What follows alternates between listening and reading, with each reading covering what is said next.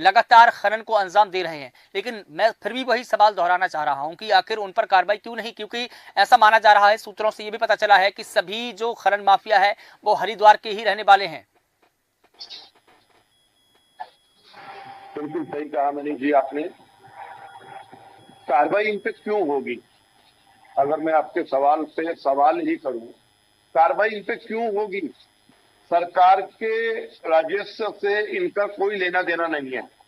सरकार राजस्व सरकार को मिल रहा है, सरकार का नुकसान हो रहा है, वो एक शून्य बात है। सरकार में जो बैठे हुए लोग हैं उनकी जेब बढ़िया भरी जा रही है।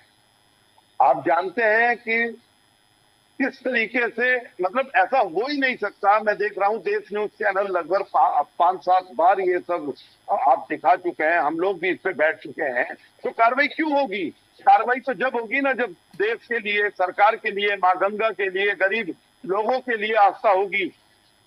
लेकिन जब जेब भरी हुई होगी अधिकारियों की, भ्रष्ट अधिकारियों की, और उन अधिकारियों के हाथ खनन माफियाओं पे होंगे, और खनन माफिया एक गुंडे के रूप में, कातिल के रूप में जब डंपर चलाते हैं, अपने ट्रैक्टर चलाते हैं, तो मैं 50 बार इन चीजों को बोल चुका हूं कि वो इतने बुलंद तरीके से चलाते हैं कि यदि कोई आदमी, कोई अधिकारी उनके डंपर के आगे आ जाए तो वो को कुचलने की प्रयास करते हैं।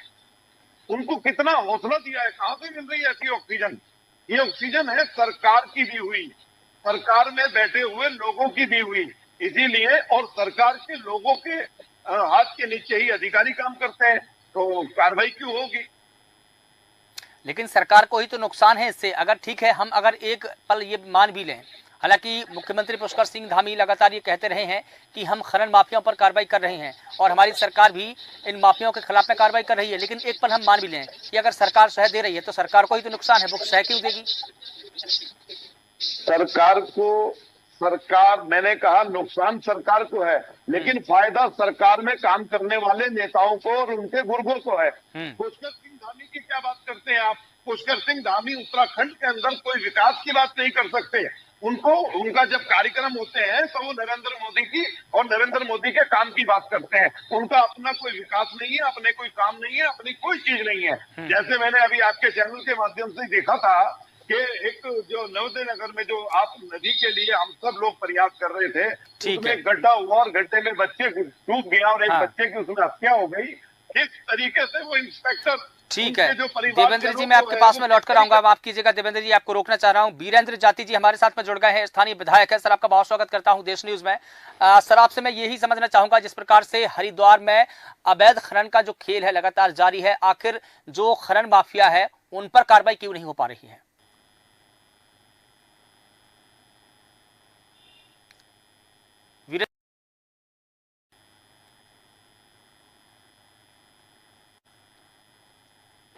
वीरेंद्र जाति जी, क्या आप मुझे सुन पा रहे हैं? कनेक्टिविटी का विषय है, आवाज अभी ठीक से नहीं आ पा रही है आपकी। नहीं, मैं सुन पा रहा हूँ सर, आपको दर्शक भी सुन पा रहे हैं जी, सुन पा रहे हैं सर, आपकी आवाज हम तक पहुंच रही है। देखिए अभी एक सज्जन जो थे वो कह रहे थे कि ये सरकार का फेलियर है, लेकिन मैं आपके चैनल के माध्यम से बताना चाहता हूँ कि ये सरकार का फेलियर नहीं है, ये सरकार की सोची समझी नीति है। और अवैध खनन आज के समय में इसकी सीमा नहीं है, अथाह सीमा में हरिद्वार में अवैध खनन हो रहा है। और बहुत सारे किसान हमारे ऐसे हैं जिनके खेतों में रातों रात खनन माफिया खुदाई कर देते हैं। रात में देखते हैं कि हमारा खेत समतल है और 20-20, 30-30 फुट खेत उनका खोद दिया जा रहा है। मैं आपके चैनल के माध्यम से अभी एक और चीज आपके संज्ञान में लाना चाहता हूं। हमारे लेखपाल और लेखपाल संघ अभी स्ट्राइक पर हैं, हड़ताल पर है। और हड़ताल पर वो इसलिए हैं, लोग लक्सर में बैठे हैं कि सीएम पोर्टल पर एक शिकायत हुई, खनन को, अवैध खनन को लेकर के शिकायत हुई, तो हमारे एक लेखपाल महोदय अवैध खनन को जांचने के लिए, देखने के लिए मौके पर पहुंचते हैं और सरकार के संरक्षण प्राप्त खनन माफिया उन पर हमला कर देते हैं, उनकी पिटाई कर देते हैं। इसी से त्रस्त होकर के तमाम खनन से संबंधित जितने मामले, सबसे त्रस्त होकर के सरकारी अमले सरकारी तंत्र को मजबूरी में अगर बैठना पड़ रहा है, वो धरने पर वो लोग बैठे हैं, तो आप देखिए कि सरकार के लिए ये बड़ा ही विडंबना का विषय है, सरकार के लिए बहुत ही गंभीर विषय है। सरकार अपने संरक्षण में सब कुछ खनन करा रही है। ठीक है। और पिछले अगर कुछ हम संज्ञान लें तो तमाम मौतें खनन के चलने वाले वाहनों से, अभी परसों ही आप ले लीजिए, खनन के डंपर से कलियर शरीफ में खनन के डंपर के नीचे आकर के, और तमाम गहरे गहरे गड्ढे इन्होंने कर दिए। अभी कुछ दिन पहले का ही मामला है, रोशनाबाद के निकट एक खनन के गड्ढे में गिर करके एक बच्चे की मृत्यु हो जाती है। और अगर तमाम खनन के कारण जितनी भी मौतों का अगर ब्यौरा लिया जाए तो लगभग कई दर्जनों मौतें खनन को लेकर के हरिद्वार में हो चुकी है। और अगर पूरी बात की जाए तो तमाम, मैं आपको दिखाता भी कि रवाशन नदी में अवैध खनन की भरमार है। अगर सरकार इसका तरीके से संज्ञान ले, एनजीटी तरीके से संज्ञान ले, क्योंकि सरकार के संरक्षण में तो सब हो ही रहा है, सरकार कर ही रही है। और उत्तराखंड, हमारे हरिद्वार में तो एक और चीज प्रसिद्ध है कि एक खनन बाबा करके कोई है, खनन बाबा के संरक्षण में ही पूरा का पूरा हरिद्वार में पूरा खनन जो है अच्छे तरीके से भली प्रकार से फलीभूत हो रहा है। उसमें पूरा का पूरा हाथ सरकार का और सरकार के नुमाइंदे खनन बाबा का है। ठीक है, तमाम आरोप आपने लगाए यहाँ पर वीरेंद्र जी। सुमिता विद्यार्थी जी हमारे साथ में जुड़ी हैं, बीजेपी का पक्ष रखेंगी।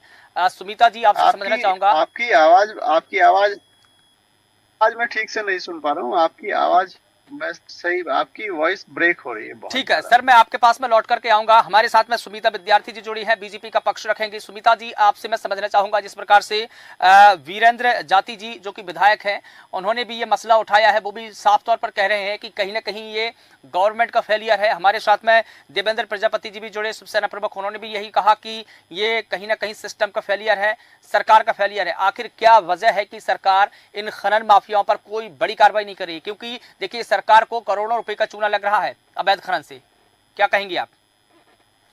जी देखिए, जो हरिद्वार का मैटर अभी आया है और हमारे पूरा प्रकरण जो है हमारे संज्ञान में है। माननीय मुख्यमंत्री श्री पुष्कर सिंह धामी जी ने पहले भी भू माफियों को वहां लेकर किया था और लगातार हमारे जितने भी अधिकारी हैं उनको भी निर्देशित किया है कि किसी भी प्रकार का कोई भी अवैध खनन मान्य नहीं है, और अगर कोई ऐसा करता हुआ पकड़ा जाता है या किस तरीके की कोई भी सूचना हमको मिलती है तो हम कड़ाई से उस पर एक्शन लेंगे। और आपने देखा भी होगा कि पहले भी हमने भू माफियों पे शिकंजा भारतीय जनता पार्टी नहीं करता है। और अभी जो बात हो रही है, देखिए इसमें कौन लोग शामिल हैं। हम सब लोग जानते हैं कि खनन में कांग्रेस पार्टी और अन्य दल किस तरीके से कौन से गर्त तक जो है वो गए हुए हैं। बाय नेम यहाँ पे अगर हम बता दें तो भी उनको कोई गुरेज नहीं है, क्योंकि यही वो लोग हैं जो लोगों को बढ़ावा देते हैं और बाद में सारा जो किस्सा है वो सारी चीजें जो है सरकार के मत्थे मर देते हैं। तो यहाँ पे मैं कहूंगी कि खुद से सुधरना पड़ेगा और अपने जो आपने इस तरीके से मुद्दे बिठा रखे हैं उनको संभालिए, नहीं तो फिर उसके बाद उनको जो आता है, जो पाल रहे हैं गुर्गों को, उनका भी नंबर आएगा। आप ये ना समझे कि संरक्षण में अगर किसी के इस तरीके का अवैध खनन होगा और वो उसको सरकार मान लेगी, कोई कितना भी बड़ा सफेद पोस्ट हो, कितना भी बड़ा किसी भी पद पर बैठा हुआ हो, सभी के पदों की गरिमा रखते हुए मैं यही जिम्मेदारी के साथ कहना चाहती हूँ कि इस बार माननीय मुख्यमंत्री जी ने कड़ाई से निर्देशित किया है कि कोई भी इस प्रकार के अपने संरक्षण में भू माफिया को ना पाले, और उसके बाद अगर वो भू माफिया किसी भी दल से या किसी भी पार्टी का हमको फिर मिलता है तो उस पर फिर कड़ी से कड़ी कार्रवाई हम लोग करेंगे। लेकिन सुमिता जी, झूठ पर रोकने से कुछ नहीं होगा। लेकिन सुमिता जी, कार्रवाई कब? सवाल फिर यही खड़ा होता है। आप जैसे कह रहे हैं कि हम कार्रवाई करेंगे, गुर्गों को भी नहीं छोड़ेंगे, कोई भी सफेद पोस्ट क्यों ना हो उनको भी नहीं छोड़ेंगे, लेकिन सवाल फिर वही खड़ा होता है कि कब, आखिर कब प्रशासन का डंडा चलेगा, कब शासन का डंडा चलेगा, कब ये लोग जेल की सलाखों के पीछे होंगे? सवाल फिर वही खड़ा हो जाता है। माननीय मुख्यमंत्री जी ने पहले भी एक्शन लिया है और हम देखिए जीरो टॉलरेंस गवर्नमेंट है और हमारा काम है गुड गवर्नेंस देना। प्रदेश के अंदर गुड गवर्नेंस के माध्यम से हमारी सरकार बहुत बेहतर काम कर रही है। लेकिन ये कुछ लोग जो हैं जो लगातार हमारी देश भूमि में पलीता लगा रहे हैं, चाहे वो खनन को लेके हो, भू माफिया बड़े से बड़े, अभी आप देखिए कि इनका सबका पर्दाफाश भारतीय जनता पार्टी ने ही किया है। नहीं तो ये तो पनप रहे थे लगातार। और हरिद्वार जैसे कि आपको हम सब जानते हैं कि यूपी और उत्तराखंड का बॉर्डर वाला जो एरिया है, तो सहारनपुर से लेके चले आप, पूरा एरिया में जो टीमें हैं वो किसकी हैं? यहाँ पे ये लोग, क्योंकि ये तो वहीं से बिलोंग करते हैं, इनको अच्छे से मालूम है कि कौन किसके संरक्षण में कितना एरिया बटा हुआ है। मैं आपको ये भी बता देती हूँ। लेकिन जैसा कि हमने कहा है कि हम किसी भी इस तरीके की अवैध गतिविधि को बिल्कुल नहीं बख्शेंगे, और जो दोषी हैं जो भी पकड़े जाएंगे उनको कड़ी से कड़ी सजा भारतीय जनता पार्टी देगी, हमारी सरकार देगी। और पहले भी आपके पास उदाहरण है, ठीक है, जैसे हमने जब कार्यवाहियां की थी तो ये रुक गया था, लेकिन अभी इन्होंने जो ये सब चीजें चालू की हैं तो ये बाज आ गए। और अपना उत्तराखंड ऐसे माफियों के लिए बिल्कुल नहीं है, वो तुरंत इस प्रदेश को छोड़े। ठीक है, गतिविधियां वो अन्य जहाँ पे उनका चलता है वहां पे करें। ठीक है। उत्तराखंड माफियाओं के लिए नहीं है, आपका भी संदेश है, मुख्यमंत्री का भी संदेश है कि वो उत्तराखंड को छोड़ दें।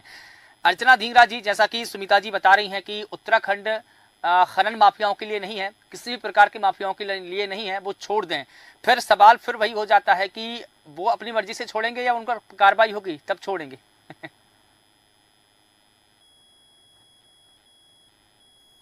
कब छोड़ेंगे, कब छोड़ेंगे? जब तक उन पर कार्रवाई और लगाम नहीं कसे जाएगी तब तक ये छोड़ नहीं सकते।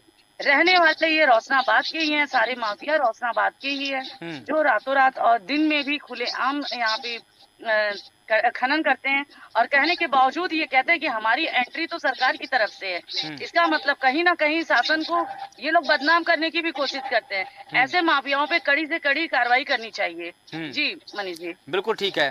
देवेंद्र प्रजापति जी, आपने विधायक का भी बयान सुना, उनकी टिप्पणी सुनी आपने, और सुमिता जी की भी आपने टिप्पणी सुनी। अब दोनों के बयान देखिए, एक तरफ जो विधायक जी थे उन्होंने कहीं ना कहीं सरकार को घेरने की कोशिश की, सरकार को फेलियर बताया, सिस्टम को फेलियर बताया, लेकिन सुमिता जी कह रही हैं कि उत्तराखंड खनन माफियाओं के लिए नहीं है, उत्तराखंड में खनन माफिया पर कार्रवाई होती है, कार्रवाई करने का आश्वासन दे रही हैं। क्या कहेंगे आप? कहना चाहूंगा, ये जो भाजपा के पदाधिकारी हैं इनको एक काम बहुत अच्छे से आता है। जब से नरेंद्र मोदी बैठे हैं, एक जुमलेबाजी जो है ये बहुत अच्छे से सीखे हैं सभी लोग। ये जुमलेबाजी पे ताली बजाने का मन करता है। मैं ये पूछना चाहता हूँ, ये जो हमारी प्रवक्ता बैठी है भाजपा की, अभी आप ये देखिए कि एक साल से, तो मैं जो मेरे पास रिकॉर्ड है, एक साल से देश न्यूज किस खनन को दिखा रहा है। कौन सी कार्रवाई की आपने? आदमी रोज मर रहे हैं, रोज तरीके के खनन आप दिखाई जा रहे हैं, प्रमाण दिखाए जा रहे हैं, वीडियो दिख रही है, कोई फोटोज नहीं है। ये कब कार्रवाई करेंगे आप लोग? आदमी मर रहे हैं, कब कार्रवाई करेंगे आप लोग? लोग ये बोलते हैं कि हमारी डायरेक्ट पैसा जाता है उसको, हमारे मुख्यमंत्री को, धाकड़ धामी को। बोले हम लोग बोल रहे हैं, कहाँ से मिल रही है उनको इतना बोलने की ऑक्सीजन? क्यों नहीं कार्रवाई हो रही है? वीडियो है लोगों के पास इस तरीके की। आप कब कार्रवाई करेंगे? और रही बात उत्तराखंड में, हमारी बहन बता रही है कि ये माफियाओं के लिए नहीं है। मैं अपनी बहन को आपके चैनल के माध्यम से कहना चाहूंगा कि आंकड़ा ले लें 2 साल का। उत्तराखंड के अंदर बलात्कार जैसी चीजें, उत्तराखंड के अंदर क्राइम, उत्तराखंड के अंदर मर्डर, और आप ये जो खनन चल रहा है, इसके लिए तो हम बहुत सालों से संघर्ष कर रहे हैं।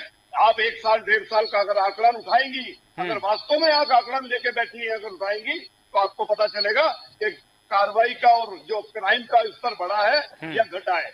ये धाकड़ जो धामी है ना, ये धाकड़ धामी के नेतृत्व में क्या चल रहा है, सब लोग जानते हैं। ठीक है, सुनीता जी की अंतिम टिप्पणी सुनीता जी के लिए लेते हैं। एक मिनट, उसका प्रमाण इनको बद्रीनाथ सीट पे दिख गया, ठीक है, मंगलोर सीट पे दिख गया। सुमिता जी की अंतिम टिप्पणी लेते हैं। सुमिता जी, जिस प्रकार से अभी विधायक जी बता रहे थे कि यहाँ पर जब किसान शाम को घर जाता है और जब सुबह लौट के आता है तो उसके खेत में 30-30 फीट गहरे गड्ढे हो जाते हैं, पता नहीं कब खनन माफिया उनके खेत को खोद देते हैं। मैं तो आपके चैनल के माध्यम से विधायक जी से यही आग्रह करूंगी, आप पॉलिसी मेकर्स हैं, आप स्ट्रेटजी प्लान आउट करने के लिए हमारी जनता ने आपको चुना है। अगर आपके एरिया में इस तरीके की वारदातें हो रही हैं और आप उस पर कोई एक्शन नहीं कर पा रहे हैं तो ये आपका फेलियर है। यहाँ पर खाली सीट जीत लेना और पद पे बैठ जाना मात्र आपका काम नहीं है। और रही भाकर धामी की बात, तो भाकर धामी को नीति आयोग की रिपोर्ट में पढ़िए कि हमको एसडीजी में नंबर 1 उत्तराखंड राज्य मिला है, तो फर्स्ट रैंक है वो उत्तराखंड की है, और वो गुड गवर्नेंस के लिए मिला है।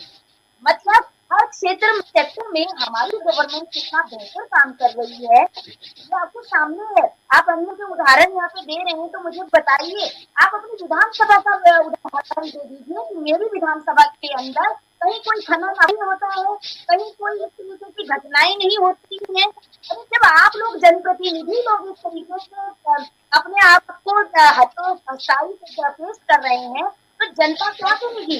जनता ने आपको चुनकर भेजा है, आप विधायक हैं वहां से, उत्तराखंड से विधायक है, तो आप आइए ना माननीय मुख्यमंत्री जी को बताइए कि मेरे एरिया में इस तरीके की चीजें हो रही है, आप खड़े होइए, भ्रष्टाचार चलती रहेगी। भाषण देना है। अगर विधायक काम नहीं करेगा तो भ्रष्टाचार चलती रहेगी, इसका मतलब ये हुआ। वो जनता के सामने क्लियर रखें। नहीं ठीक है सुमिता जी, ठीक है, आपने कहा विधायक का काम है, लेकिन ये काम तो कहीं ना कहीं प्रशासन का भी है, ये काम तो कहीं ना कहीं खनिज विभाग का भी है, राजस्व विभाग का भी है। मुझे लगता है कि जो आप जीरो टॉलरेंस की बात कर रही हैं, ठीक है, विधायक काम नहीं करेगा तो इसका मतलब सरकार भी काम नहीं करेगी। ठीक है, आप किससे क्या ले रहे हैं वो चीज नहीं होता। समाज के अंदर भारतीय जनता पार्टी का स्तर क्या है, ये महत्वपूर्ण बात है।